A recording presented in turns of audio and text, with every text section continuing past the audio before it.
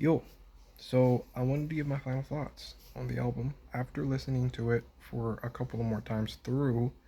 Um, I realized that I was kind of wrong with my first impression, but that's how first impressions normally go. Sometimes you need to revisit something, and I revisited the album on many occasions, playing it through, and also visiting specific tracks that I think like I forgot about specific elements on. But this album is fantastic. I think that I also think me reducing it to being like this is just a soundtrack was a bit bogus. Like no, this album was great.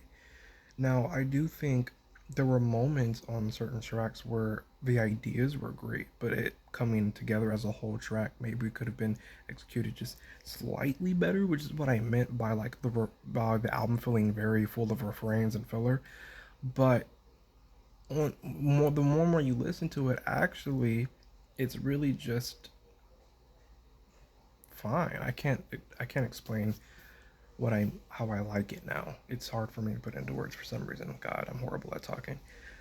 But like now, how I felt about like it feeling fillery doesn't feel that way anymore. It just doesn't. That's I guess that's the better way to put it. It just doesn't feel the way I felt about it before.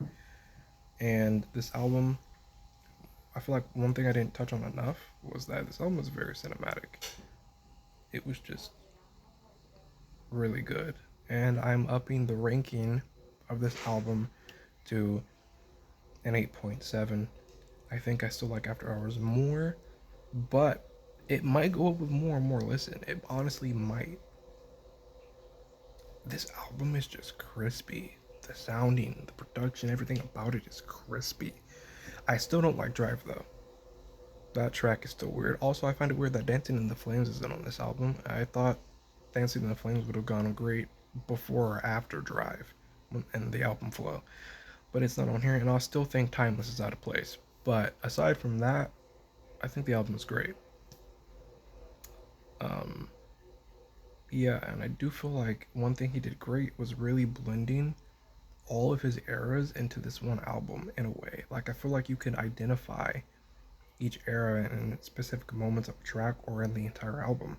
There are definitely tracks in here that I feel like, oh, that could have gone on this album or vice versa, and like it was just really good for that. So yeah, that's my final thoughts on Hurry Up Tomorrow, and yeah, thanks for watching.